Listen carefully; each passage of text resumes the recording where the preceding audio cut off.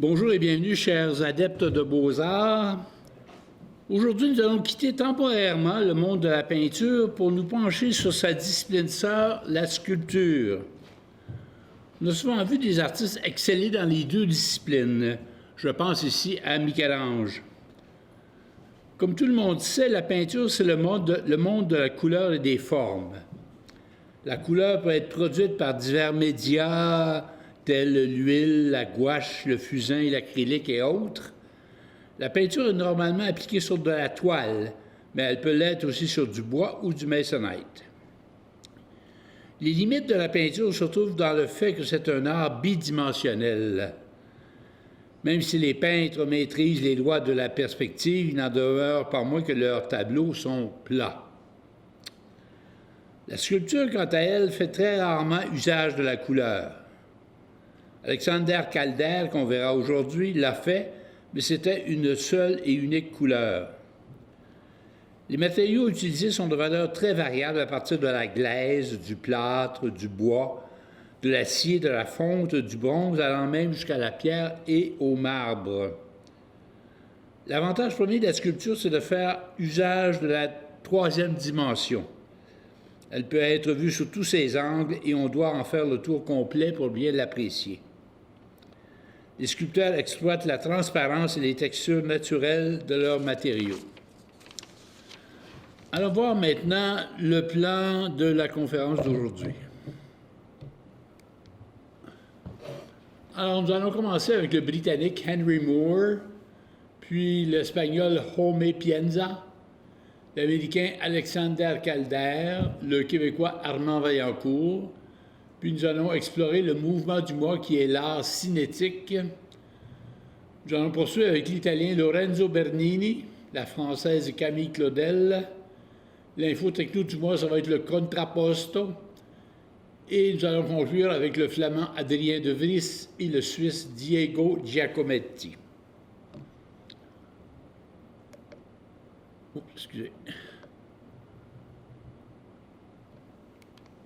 Alors, on commence avec M. Henry Moore, qui est né en Angleterre en 1898 et qui est décédé en 1986. On le voit ici dans son atelier. Il est issu d'une famille de mineurs et est devenu célèbre grâce à ses grandes sculptures abstraites en bronze ou en marbre. Paradoxalement, Moore a réussi à introduire une forme particulière de modernisme en s'inspirant des civilisations anciennes. Entre autres, il s'est inspiré des styles assyriens et babyloniens qu'il a pu observer au British Museum. Plus tard, l'art maya a eu une influence aussi sur sa production. Ses œuvres ont atteint une cote très élevée après la Seconde Guerre mondiale. Toutefois, Moore vivait modestement, car la plus grande partie de sa fortune allait dans la Fondation Henry Moore, qui contribue à soutenir l'éducation et la promotion artistique. La plupart des œuvres de Moore représentent une silhouette couchée, souvent féminine, parfois percée d'un rond, surtout à compter des années 60. Moore a été inspiré par cette sculpture maya, connue sous le nom de Chacmoul, dont il avait vu une reproduction à Paris en 1925. De plus en plus monumentale et aussi abstraite, parfois même désarticulée, ces sculptures ont fait l'objet de commandes officielles telles sont Dallas, qui est longue de plus de 12 mètres, qu'on voit ici. En 1928, il accepte à contre-cœur une commande de l'architecte Charles Holden pour créer un relief à insérer sur la façade des bureaux du métro londonien. Moore a déclaré « J'ai accepté de sculpter ce relief sans le moindre désir de me livrer à ce genre de sculpture. J'étais jeune, et quand on est jeune, on se laisse facilement convaincre qu'un travail qui ne vous convient pas est un problème que l'on refuse d'affronter. » Vent d'Ouest de 1928. Ce masque fait partie d'une série de 3 coulées en béton. C'est inspiré d'une ancienne sculpture aztèque. Il voulait imprégner son œuvre de simplicité et de puissance à la fois. Durant les années 30, Moore fait des voyages fréquents à Paris. Il développe des œuvres de plus en plus abstraites à cause des contacts qu'il a eus avec Picasso, Braque, Arp et Giacometti, que l'on verra en fin de conférence. Il flirte même avec le surréalisme. La figure inclinée de 1939 est une sculpture en orme. On y voit une figure humaine, allongée et abstraite avec une tête, des épaules, un corps et des membres noueux. Il s'est inspiré d'une petite figurine en terre cuite de 1938 qu'il a éventuellement coulée en bronze. Les 3 points. C'est une sculpture de bronze très polie installée sur une base en bois. Moore a expliqué que lorsque 3 points qui sont tout près de se toucher ne le font pas, finalement, il se crée une tension presque électrique, un peu comme dans la création du monde dans l'œuvre de Michel-Ange, où les doigts de Dieu et ceux d'Adam viennent tout près de se toucher, mais ne se touchent pas. Le groupe familial de 1945 est une première pièce en bronze de grande taille et elle symbolise les valeurs de l'après-guerre, soit l'austérité et la reconstruction. Son roi et sa reine de 1953 pointe du doigt le caractère primitif et dépassé de la royauté. Il ne s'attaque pas à des monarques vivants et il n'exclut pas que ce thème lui a été suggéré par les contes de fées qu'il lisait à sa petite fille. Je termine en vous montrant d'autres œuvres de Moore. Premièrement, La femme vêtue inclinée de 1958. On va la voir sous tous ses angles, comme il est bon de faire lorsqu'on apprécie une sculpture, de la regarder sous tous ses angles. Puis, la grande forme intérieure de 1982, son ovale avec des pointes de 1970, et finalement, sa tête de bébé. On va laisser M. Moore et on va passer à M. Jaume Pienza, qu'on voit ici, qui est un sculpteur encore vivant, qui est né à Barcelone en 1955. Il a fait ses études à l'École du design et de l'art de sa ville natale. Ensuite, il a travaillé à la Fondation Henry Moore, justement, qu'on vient de voir, et à l'atelier de Calder, à Saché, en France, qui est une résidence et centre de formation d'artistes. Après une formation classique, où il a incorporé le bronze, la fonte et le fer forgé, il joue à ses œuvres des objets de récupération, un peu comme Vaillancourt, qu'on verra tantôt. Après une période où il a fait des œuvres abstraites, il revient vers la figuration pour faire naître des jeux de sens avec des dispositifs lumineux qu'il a choisis. L'âme de l'Èbre, de 2008 plutôt, qu'il a réalisé pour l'exposition internationale de Saragosse, dont le thème était « Eau et développement durable ». Les lettres sculptées représentent les cellules du corps humain faites de 70% d'eau. Ces lettres blanches et la structure creuse invitent à la réflexion sur la relation entre les êtres humains et l'eau. On voit les lettres qui sont toutes soudées sur une ossature d'acier. C'est énorme comme sculpture. La suivante s'appelle la Crown Fountain, inaugurée en 2004. Cette fontaine située dans le Millennium Park de Chicago, pour célébrer le passage du millénaire, est une de ses œuvres les plus connues. C'est une sculpture absolument géniale que j'ai eu le bonheur d'apprécier lorsque j'ai visité Chicago. 2 tours de 15 mètres de hauteur qu'on voit sur la maquette se font face aux extrémités d'un bassin d'eau peu profond. La face des tours est faite de blocs de verre derrière lesquels se trouve un réseau d'éclairage au LED qui reproduit les visages parmi les 1000 résidents de Chicago qui se sont prêtés au jeu. Ce qui est amusant par-dessus tout, c'est qu'un jet d'eau sort des tours et est positionné comme s'il sortait de la bouche de l'image représentée. Les enfants et même les adultes adorent séjourner pendant des heures dans cet univers fantaisiste, les 2 pieds au frais dans l'eau du bassin. Vraiment une œuvre absolument fantastique à mon avis. Les 3 grâces de Bordeaux. Cette sculpture en plein cœur de la ville de Bordeaux est tout près de la fontaine du sculpteur Visconti qu'on voit à l'arrière-plan. Place Vendôme à Paris. Dans le cadre de la Foire internationale de l'art contemporain de 2012, 3 sculptures monumentales de Pienza ont trouvé un lieu d'exception pour déployer leurs silhouettes d'acier et de résine. Elles ont investi la place Vendôme, apportant un souffle artistique à ce haut lieu de la création du luxe à la française. La plus grande pièce qu'on voit ici s'intitule Istanbul Blues. C'est une sculpture de 6,5 mètres de haut, en acier inoxydable avec des notes de musique.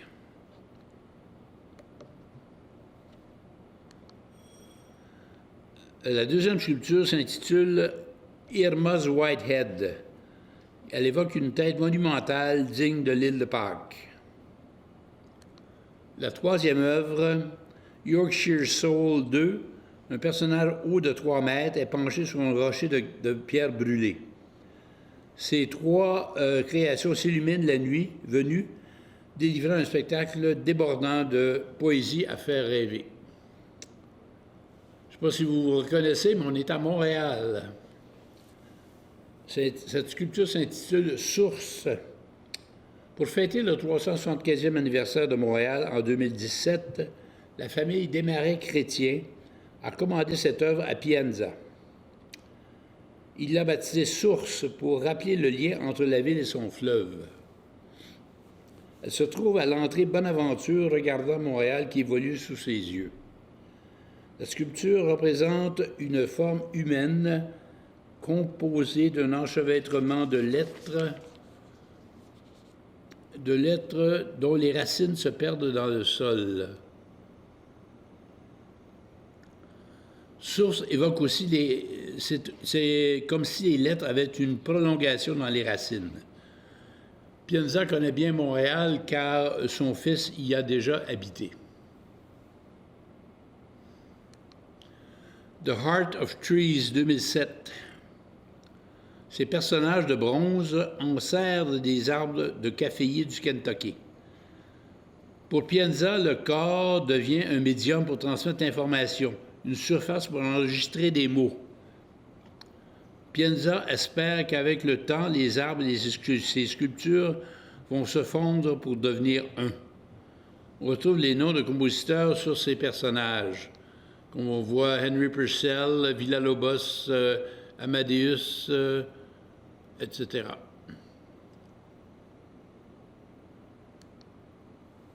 Alors, on va quitter M. Pienza pour passer à M. Alexander Calder. Cet Américain, francophone et francophile, va côtoyer l'avant-garde parisienne des années 20, tels Cocteau, Duchamp, Léger, Le Corbusier, Miro, Mondrian et plusieurs autres.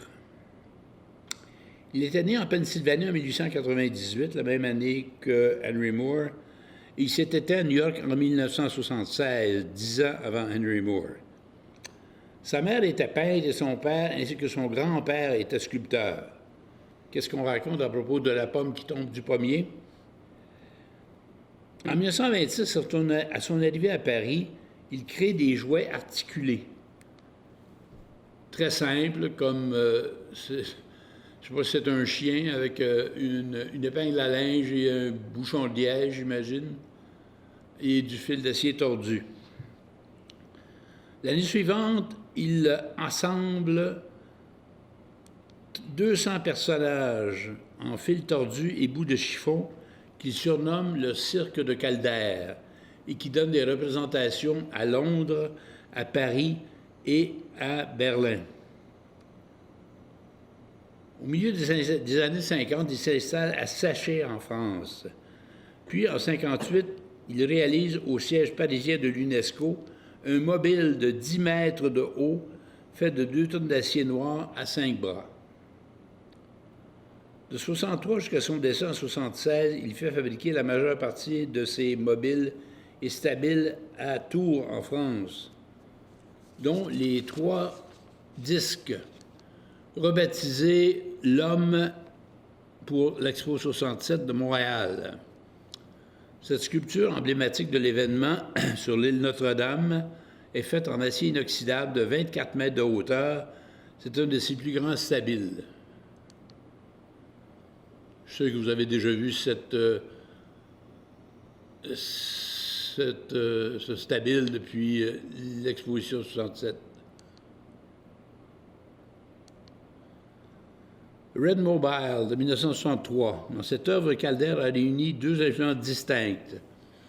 D'abord, le mouvement dadaïste qui s'intéressait aux mouvements non prévisibles et aussi son intérêt pour les sculptures primitives, c'est-à-dire amérindiennes, qu'il avait fréquentées durant sa jeunesse.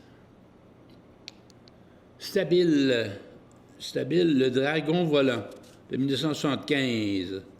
Cette sculpture de Calder qui mesure 17 mètres et pèse 18 tonnes est considérée comme la dernière de ses œuvres.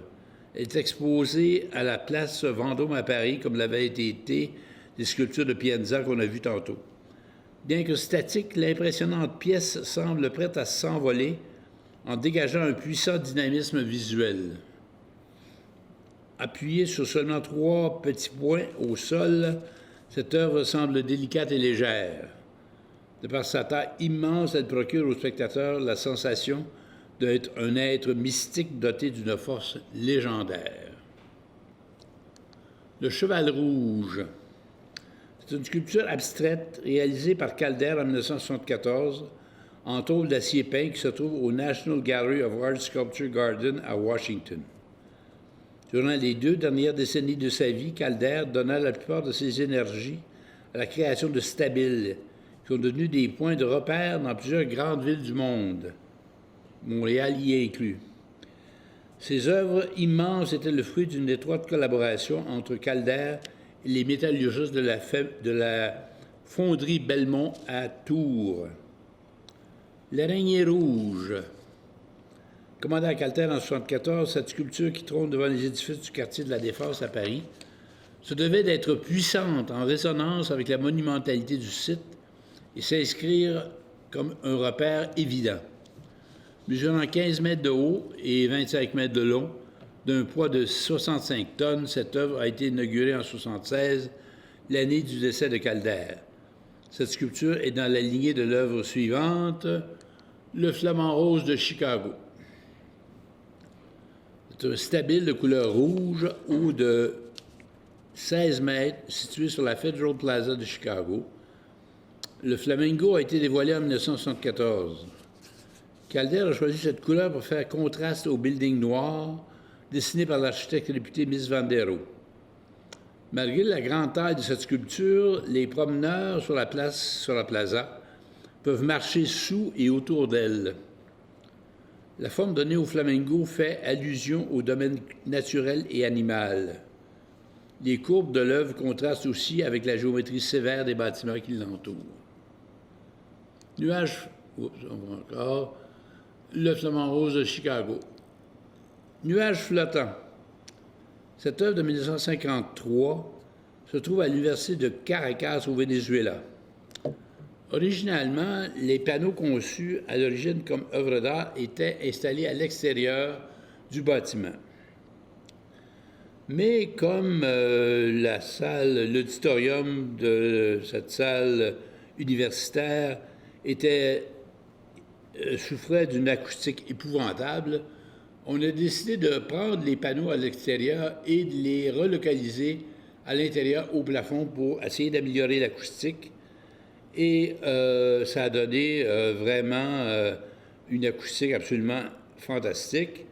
Alors, les panneaux sont faits en bois, ils sont suspendus du plafond par des câbles d'acier pour permettre des orientations variées en fonction des besoins de l'acoustique. Alors, on va quitter M. Calder. Il demeure l'inventeur du stabile et aussi, évidemment, des fameux mobiles qu'on voit ici. Alors, on quitte M. Calder pour rejoindre un Québécois, M. Armand Vaillancourt, qu'on voit ici dans sa jeunesse. Alors, il est né à Black Lake, au Québec, en 1929. Il a donc près de 93 ans. Il est toujours bien actif comme sculpteur. Il a déjà été fait chevalier de l'Ordre national du Québec et lauréat du prix Paul-Émile Bordua.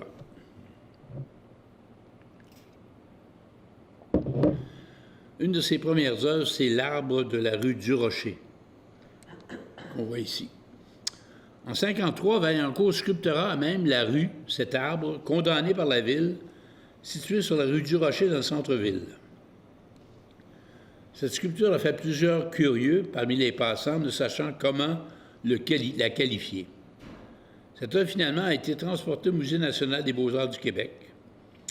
Elle aura quand même réussi à éveiller les consciences à l'écologie et est considérée comme la fondatrice de la sculpture moderne au Québec. La Force. Exécutée en 1963 lors du premier symposium de sculpture en Amérique du Nord, cette œuvre de fonte est installée dans le parc du Mont-Royal, près du lac des Castors. Elle présente une inétonnante variété de textures. Le métal en fusion figé dans sa forme, les armatures visibles à certains endroits rendent compte du processus de fabrication de cette sculpture. Je me souviens, en fonte coulée, elle a été présentée au symposium de sculpture de Hyde Park à Toronto en 1967. Il fallait être culotté pour donner pareil titre à Toronto à cette époque de bouleversement politique au Canada. Écran d'acier. Sculpture en fonte réalisée aussi en 1967. Elle vise à permettre de voir l'environnement urbain différemment. C'était une commande de la Commission de la capitale nationale du Canada. Québec libre. C'est le titre de cette sculpture réalisée à San Francisco en 1971 et c'est sa sculpture la plus connue. C'est vraiment une œuvre monumentale de 61 mètres de long, de 43 mètres de large et de 11 mètres de haut, installée en plein cœur de la ville de San Francisco. Elle a donné lieu à diverses polémiques. Cette œuvre représente bien pour Vaillancourt le lien entre ses convictions politiques et ses sculptures. La nuit précédant son inauguration, Vaillancourt y inscrit en lettres rouges un retentissant « Québec libre ». Voyant le lendemain que les employés municipaux étaient venus effacer son inscription, Vaillancourt ne fit ni une ni deux, il grimpa sur la sculpture et y inscrit à plusieurs reprises la fameuse phrase.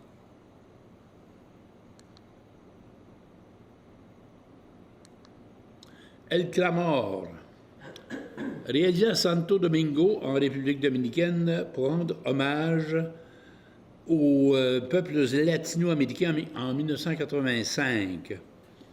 Encore une fois, ses convictions politiques s'expriment à travers son art. Cette sculpture de 7 mètres de long, de 2 mètres de large et de 3 mètres de haut est faite de pierres sculptées, entourée de barbelés et surmontée de 92 mains en acier qui symbolisent la lutte des peuples contre la répression et l'emprisonnement.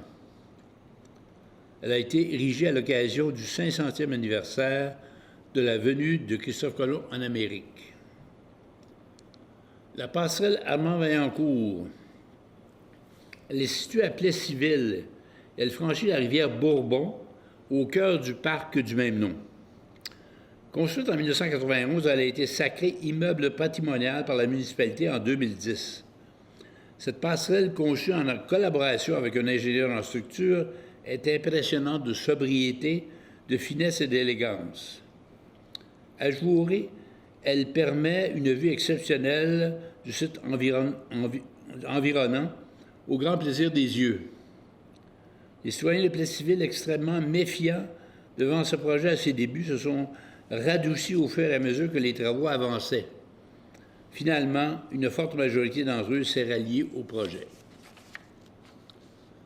La Force ouvrière de 2016. La ville de Longueuil a inauguré cette année-là la plus impressionnante œuvre d'art public de Vaillancourt. Cette œuvre est un hommage posthume à Michel Chartrand, qui était un résident de cette ville, en plus d'être un militant syndical bien connu. On voit que les deux hommes partageaient les mêmes valeurs communes de solidarité et de justice. D'une hauteur de 10 mètres, sa monumentalité lui confère une éloquence théâtrale. Son auteur, Armand Vaillancourt, est un artiste qui ne cessera de clamer haut et fort son engagement social et politique que partageait sans aucun doute Michel Chartrand. Alors, on va quitter M. Vaillancourt pour regarder le mouvement du mois qui s'intitule « L'art cinétique ».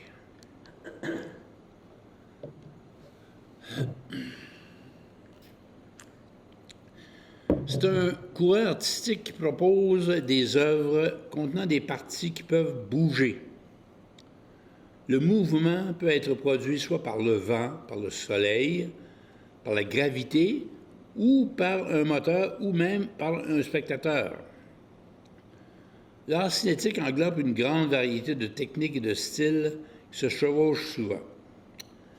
Même si l'expression art cinétique ne date que de 1960, les premières manifestations de ce mouvement sont apparues vers 1910 avec le mouvement futuriste et dans certaines œuvres de Marcel Duchamp. Plus tard, Calder a inventé la mobile, cette sculpture formée de fils et de pièces métalliques qui sont mises en mouvement par le vent ou par un courant d'air tel qu'on en voit ici. Un autre exemple est le cycle de la vie de M. Aschenborn en 2003. Là, ici, c'est un moteur qui fait tourner la pièce comme vous pouvez voir dans cette vidéo.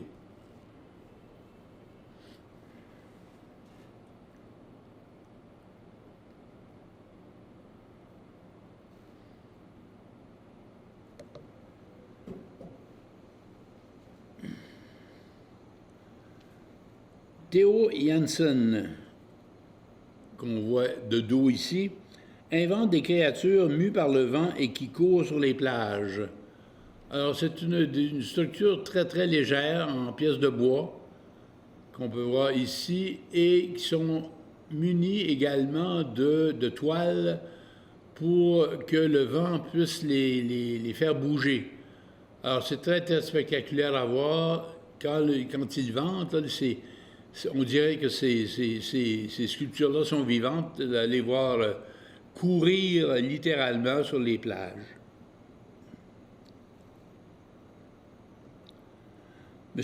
Andrew Dark a produit Air Compass qu'on voit ici, qui est mu aussi par le vent. Excusez-moi.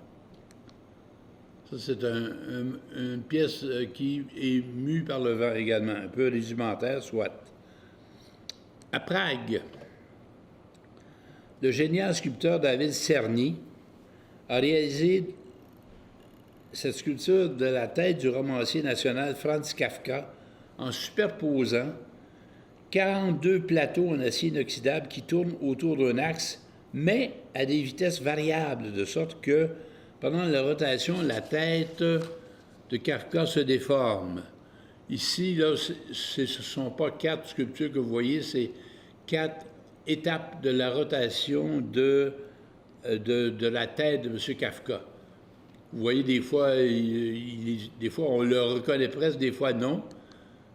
Ici, on voit en pleine rotation ce que ça peut donner, comment les disques tournent à des vitesses variables, mais en définitive, ça finit par se replacer et voilà, à la fin de la rotation, la sculpture est maintenant complète et prête à recommencer une rotation suivante.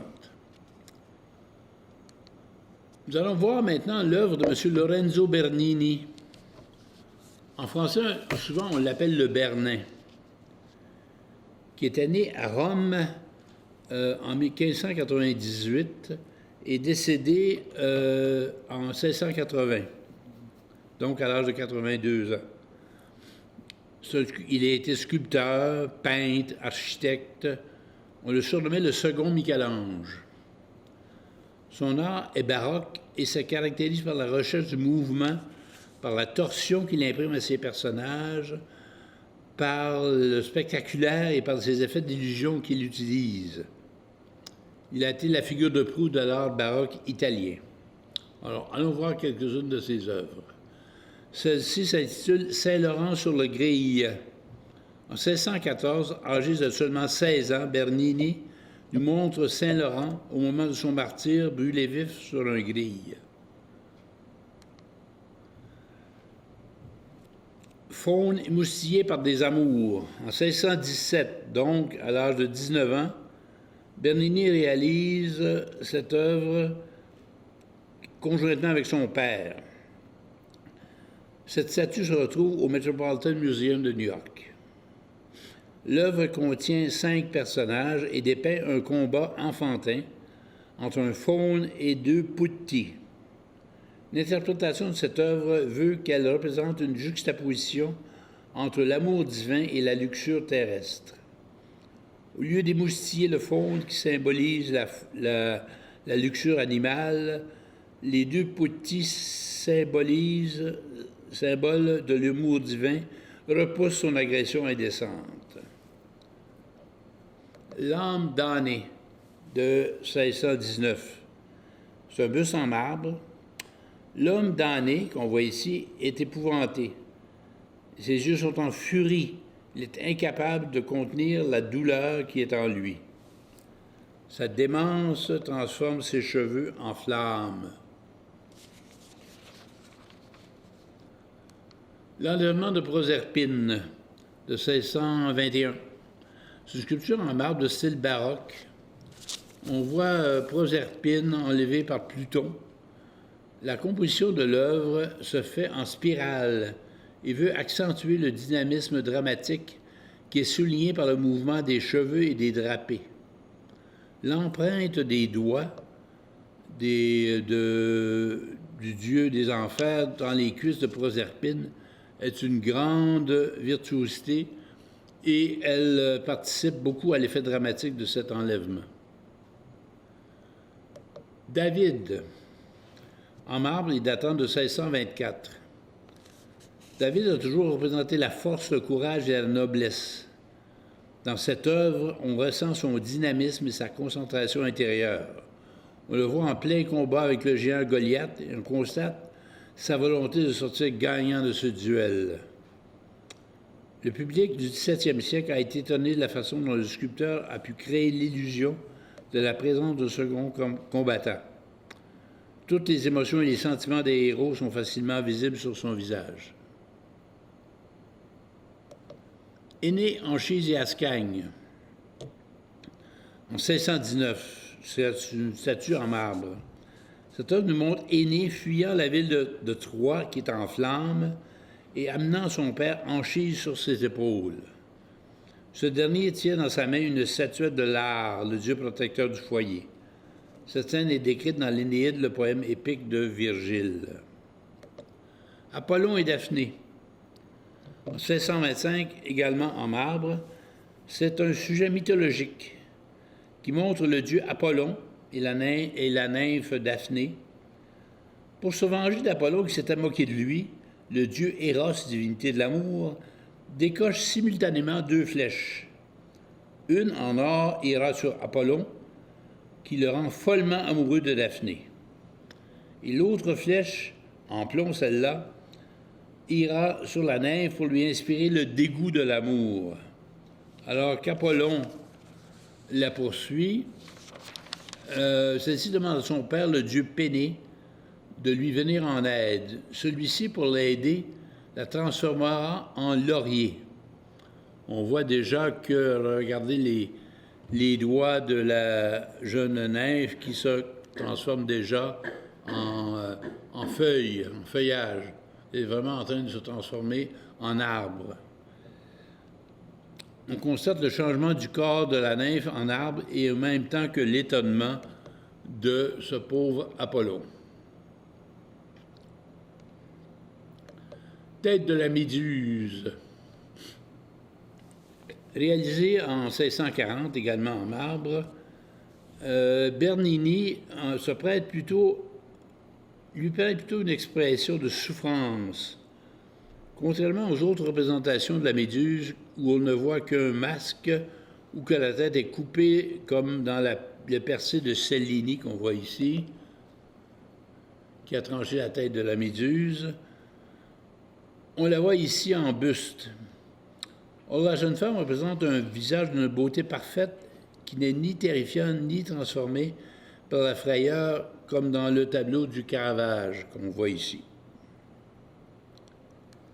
La statue équestre de Louis XIV, en 1677, en marbre.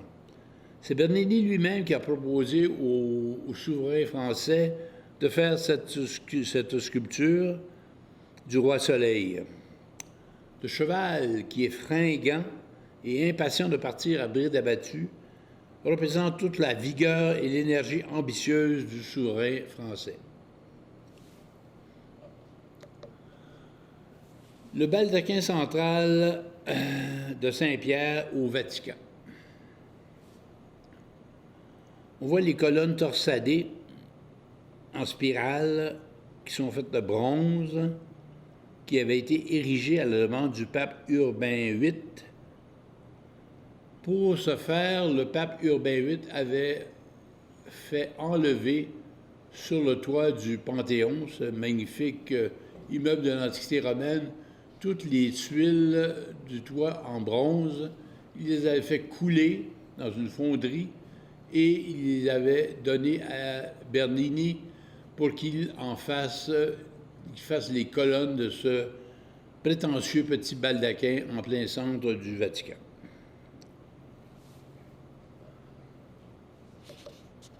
Alors, on va saluer M. Bernini, qui était vraiment un sculpteur de génie, pour aller rejoindre Camille Claudel, cette sculptrice française qui était née en 1864 et qui est décédée en 1943.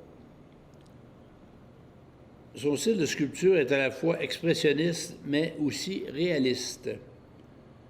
Elle fut la sœur de l'écrivain, diplomate et académicien Paul Claudel, mais aussi la collaboratrice du grand maître Auguste. On la voit ici dans un atelier en train de travailler. Elle a été la collaboratrice d'Auguste Rodin, qu'on voit ici. Sa carrière a été brillante, même si assombrie par un internement psychiatrique et une mort dans l'anonymat. Dans les années 1980, un livre d'abord sorti, puis un film sur sa vie, l'ont fait émerger de l'oubli collectif. Dès son adolescence, Camille est passionnée par la sculpture et commence à travailler la glaise. Elle fait une sculpture de son grand frère Paul Claudel, pour lequel elle avait beaucoup d'admiration. C'est grâce à cette œuvre en bronze qu'elle a attiré l'attention d'Auguste Rodin et de son mécène, le baron de Rothschild. Les bourgeois de Calais. Elle participe en tant que collaboratrice dans l'atelier de Rodin à ce groupe de statues. La légende veut que ce soit elle qui avait la charge de faire les mains des statues. Très vite, la connivence et puis la complicité artistique suivie de la relation amoureuse s'installe entre Rodin et Camille, malgré la différence d'âge. Rodin déclara publiquement, en parlant de Camille, « Elle est devenue ma praticienne la plus extraordinaire. Je la consulte en toutes choses », qu'il a dit en parlant de Camille Claudel. Le baiser de Rodin en 1898. La statue en marbre blanc et grandeur nature est représentée au Salon de Paris en 1898 et le public est sous le choc. On chuchote « Le baiser, quel morceau de maître! Jamais marbre n'a plus vécu. » Rodin aurait été inspiré par l'histoire d'amour qu'il vivait avec Camille. La main droite de l'homme, qui est posée sur la cuisse de la jeune femme, semble géante. Rodin jouait souvent sur les proportions pour obtenir une expression dramatique.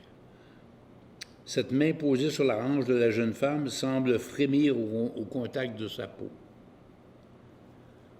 Camille Claudel au bonnet.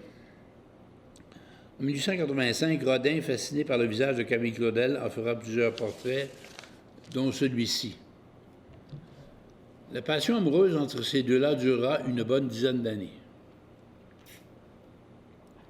Toutefois, Rodin refusera toujours de la marier, préférant garder son union avec Rose Beuret, avec laquelle il était en couple déjà depuis 20 ans quand il a connu Camille. La jeune fille à la gerbe. Cette sculpture en terre cuite a été réalisée par Camille elle-même en 1886. Cette sculpture a été déclarée trésor national par la France en 2003. Vertum et Pomone de 1905. C'est reconnu comme le premier grand chef-d'œuvre de Camille Claudel, qui inaugure son esthétique propre à la fois expansive et intimiste, et qui reflète sa passion avec Rodin. On la voit ici travailler sur cette sculpture-là. La valse de 1905 également. Cette œuvre autobiographique marque le point de rupture de son amour et de sa folle passion pour Rodin. Cette sculpture représente un couple de danseurs nus, amoureusement enlacés, entonnés dans un tourbillon donné par le mouvement du drapé. Camille a offert cette œuvre à Chopin, qui la garda précieusement dans son studio jusqu'à sa mort. La petite châtelaine. En 1896, Camille représente cette petite fille de 6 ans, Marguerite Boyer. C'est une des premières œuvres où elle se détache nettement de l'influence de Rodin. Le banquier Alphonse de Rothschild lui a acheté une réplique en bronze de cette œuvre. L'âge mûr de 1913. Cette œuvre témoigne du cruel abandon par Rodin de Camille qui l'implore à genoux de la rejoindre, alors que celui-ci retourne vers sa rose beurrée. Certains autres y voient le vieillissement de Rodin qui est entraîné vers la mort au grand chagrin de Camille, qui essaie de le retenir. En effet, il décédera 4 ans plus tard. Le buste de Rodin, c'est un buste que Camille a réalisé en 1897 et il est ici en bronze. À partir de 1913, Camille s'enferme dans sa solitude et combat la paranoïa. En asile psychiatrique, elle est diagnostiquée d'une psychose paranoïaque. Elle y restera internée 30 ans jusqu'à sa mort en 1943. Une bien triste histoire que celle de Camille Claudel. Heureusement, depuis 2017, un musée avec ses œuvres a ouvert en banlieue de Paris pour perpétuer sa mémoire. Maintenant, je vais vous parler d'une technique de sculpture, le contrapposto. Ce terme italien veut dire, en fait, déhanchement. Il s'applique au statut au repos quand le poids du corps est porté par une seule jambe pendant que l'épaule au-dessus de cette jambe est légèrement remontée, ce qui n'est pas le cas de la statue qu'on voit ici actuellement. Cette position permet de donner au personnage une impression plus vivante et naturelle à cause de l'effet de tension du corps. Lorsque le poids du corps est également réparti entre les deux jambes, comme on peut voir maintenant, on voit que l'effet est beaucoup plus statique. On dit que l'invention du contrapposto remonte à Polyclète, qui vécut au 6e siècle avant Jésus-Christ. Dans la sculpture grecque, la jambe libre est rejetée légèrement vers l'arrière. Même la Vénus de Milo, qui se trouve au Louvre, affiche cette pose. Michel-Ange, dans son fameux David, utilise aussi cette technique. Les lignes rouges qu'on voit sur l'image indiquent là où les muscles sont tendus, tandis que les muscles détendus sont montrés en bleu. La statue de Cellini, qui se trouve sous la Loggia dei Langi à Florence, montre Persée tranchant la tête de la Méduse qu'on a vue tantôt. Cette sculpture, qui est considérée comme un chef-d'œuvre de la Renaissance, montre un contrapposto très accentué dans un geste de triomphe héroïque.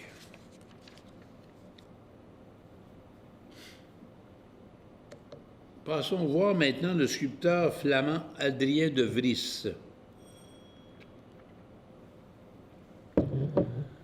Il était né à La Haye en 1556. Et il est décédé à Prague en 1626. Il était spécialisé dans les œuvres en bronze. Après des stages de formation en Italie, il fait carrière dans l'Empire austro-hongrois en s'installant à Prague. En 1601, il est nommé sculpteur de la cour impériale de Rodolphe III. Il remplira aussi des mandats pour le roi du Danemark et pour l'empereur Mathias Ier. Allons voir une de ses œuvres, Mercure et Psyché. De 1593, c'est une sculpture en bronze. Elle est au musée du Louvre. Son œuvre, dans sa répartition novatrice du poids et dans son mouvement en spirale, crée une illusion inhabituelle de vol. Les figures sveltes de la sculpture, l'allongement des mains et ses doigts minces étaient les éléments clés du style maniériste de ce sculpteur. Cette sculpture rend un hommage à son tuteur, Giambologna, qui avait fait ce Mercure qui défie la gravité. La fontaine de Mercure en 1599 et la fontaine d'Hercule en 1602, ces fontaines ont été érigées dans la ville d'Augsbourg, en Bavière. Après avoir passé 2 ans en Italie, il vient s'établir dans cette ville allemande où on lui demande de réaliser ces 2 fontaines, magnifiques qui ont contribué à faire connaître le style baroque par son élégance initiée par Giambologna et développée par De Vries. Le buste de Mathias Ier, empereur. Après la mort de Rodolphe III, qui avait été son protecteur, De Vries reste à Prague où il réalise notamment le buste de son successeur Mathias Ier. Le roi Christian du Danemark. De Vries s'est appelé à produire cette statue du roi du Danemark qui fut un homme cultivé dans un monde raffiné. Il est passionné, il a du courage et un profond sens du devoir et celui de l'invention d'un réformateur né. Caïn tuant Abel, en 1622. Cette statuette peut être vue aussi bien de tous côtés car les personnages pivotent autour de leur propre axe. Ce fait est un trait marquant du maniérisme en art baroque. C'est un style qu'il avait approfondi avec son maître Giambologna à Florence.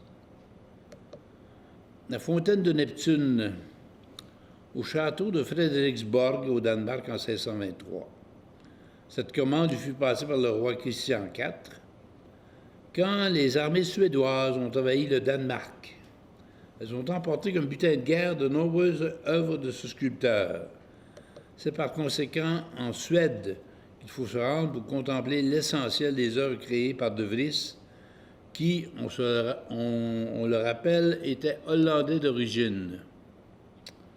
Le viol de Proserpine de 1621. Dans sa composition de l'œuvre, De Vries a été influencé par Giambologna qui avait fait le Rapt des Sabines, qu'on retrouve à Florence dans la Loggia dei Lanzi, à côté du percé tranchant la tête de la méduse qu'on a vu tantôt. On ne peut pas dire honnêtement que l'élève a dépassé le maître dans ce cas-ci. Alors, on va quitter M.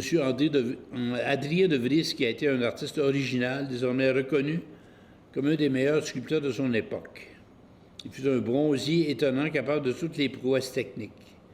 Il avait beaucoup emprunté, certes, à Giambologna dans ses premières œuvres, mais il a su donner une interprétation très personnelle du maniérisme, passant au cours de sa carrière de formes lisses à des créations pleines de tension, puis à des volumes fluides aux surfaces frémissantes.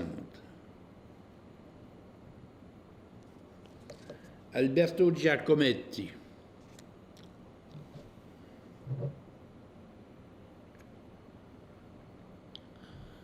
C'est un sculpteur suisse-italien, né en 1901 et décédé en 1966.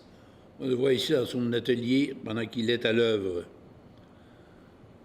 Son père était peintre et il a encouragé son fils à s'intéresser aux arts. Sa première sculpture est un buste de son frère Diego qu'il a réalisé à l'âge de 13 ans. Il quitte la maison familiale à l'âge de 18 ans pour étudier à l'École des beaux-arts de Genève, où il s'est inscrit dans la classe de sculpture. Après avoir visité l'Italie pendant 2 ans, il déménage à Paris et s'installe en Montparnasse, et il visite souvent le Louvre, où il découvre le cubisme, l'art africain et les statues grecques. En 1924, en 1927 et 1928, il exposera ses premières œuvres au Salon des Tuileries. Une première œuvre, La femme cuillère. En 1927, c'est une statue en plâtre. Cette première sculpture se présente de face, sans bras ni jambes, sur un piédestal. La forme évasée du ventre réceptacle est un symbole de fertilité. Il avait été inspiré par une exposition d'art africain et océanien. Femme plate. La forme de cette œuvre s'apparente aux sculptures cubistes de ses débuts, avec des influences primitives. Alors que dans ses pièces précédentes, les signes de relief étaient très marqués, ici le relief est très subtil, fait de légères concavités, d'incisions fines et d'arrondis délicats. C'est la lumière qui anime cette œuvre. Hommes et femmes. Les 2 figures de l'œuvre sont réduites à l'état d'éléments linéaires géométriques. Il utilise des arcs, des obliques, des zigzags pour montrer le côté aigu des choses de la vie. Dans son esprit, la tension violente de la distance entre 2 êtres humains se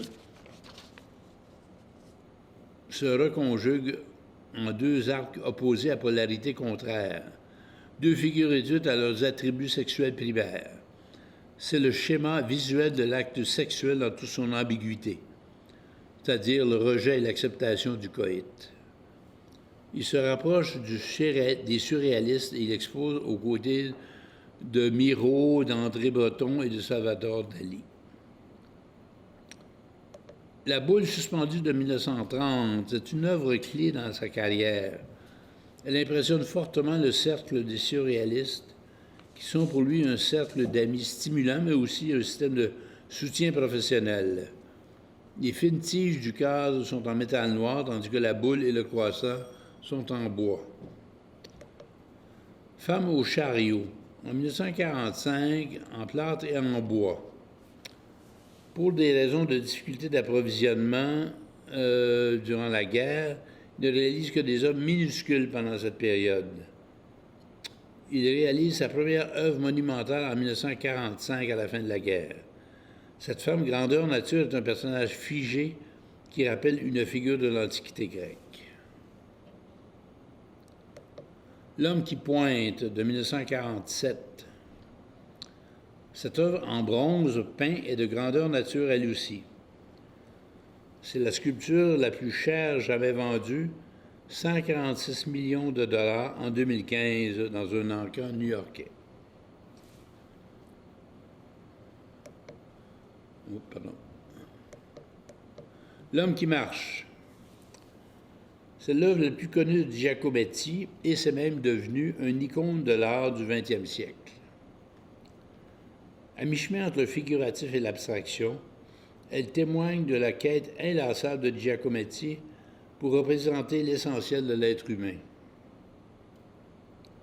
Ses dimensions intemporelles et universelles lui confèrent une puissance symbolique aux résonances très fortes. 3 hommes qui marchent. En 1948, Giacometti montre ici une scène urbaine où on voit 3 personnages qui marchent dans des directions différentes sans se regarder l'un l'autre. La marche peut être considérée comme l'image de la condition d'artiste continuellement à l'exploration du monde à travers le mouvement et son imagination créatrice. Le nez de 1950, c'est une œuvre que Giacometti a retravaillée de très, très nombreuses fois. C'est emblématique de sa recherche pour trouver les proportions et les dimensions justes. La version finale de sa tête montre une bouche ouverte, mais la langue n'est plus visible. Aussi, les yeux et les oreilles ont disparu. La cage n'a pas changé par rapport à 1948. L'artiste ne semble toutefois jamais satisfait de son œuvre. Giacometti a raccourci les jambes avant d'envoyer la pièce à la fonderie. Grande tête mince de 1954. Elle aurait été vendue 53 millions de dollars à l'Ancan. Vu de différents points de vue, on dirait deux sculptures distinctes. De face, cette tête est mince comme un couteau. De profil, c'est la silhouette d'une tête complète et en contradiction avec la vue précédente.